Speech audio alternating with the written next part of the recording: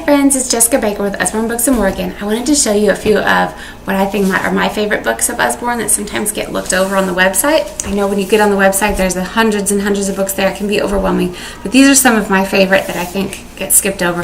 Lift the Flap word book.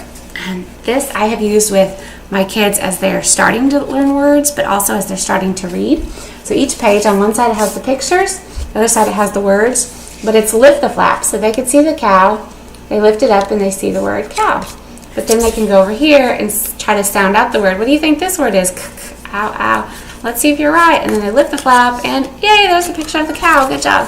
But just really neat. All the pictures, they've got verbs, clothing, all kinds of fun stuff that they can look through. Oh, and then at the back, it's got all the words and all the pictures together. So you can kind of go through, see if they can read them off, see if they can name them for you. Neat little book.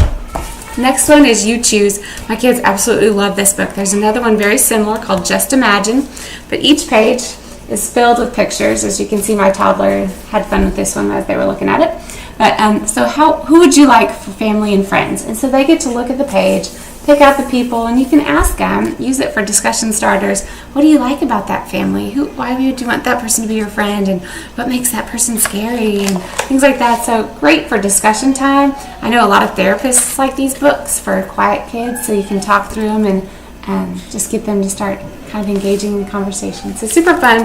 The Just Imagine one is a little bit more fanciful, like if you could fly, how would you like to fly, and things like that. But my kids love that. They'll sit down together and read it together and look at it, and you can have that one and I can have this one, and super fun.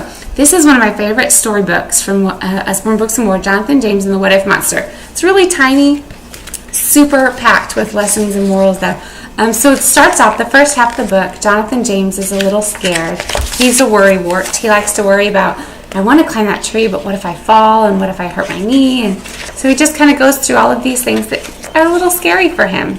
And then at the second half of the book, he starts confronting those fears and thinking about the other side of the what ifs. Well, what if I do it and it's really fun? What if I meet new friends? Or what if it's the best thing I've ever done? And what if I try that food and it's really yummy? And so it's just neat to show the kids we have to overcome our fears and not always look at the negative side, but possibly the positive and really fun parts of life. Okay, this is another one of our favorite storybooks. I'm a Hungry Dinosaur. There's also I'm a Dirty Dinosaur. We like this one.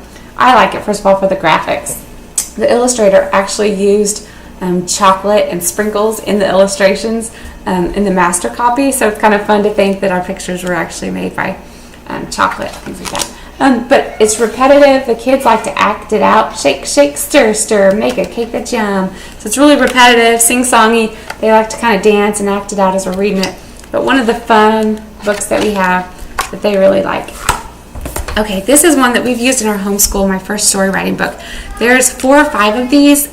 This is the easiest one. We used it for my second graders, but I'd say as soon as they can start writing sentences and forming ideas in their written work, this is perfect. There's also write and draw comics, write your own adventure stories. But they go through and they learn the basics of writing a story. So characters, setting, plot development. They even get a chance to kind of illustrate, think about story ideas, all sorts of stuff. And then at the end of the book, they're actually writing longer stories. They're working towards, putting all the stuff that they've learned into it. And at the end, she actually wrote a big story. So kind of fun.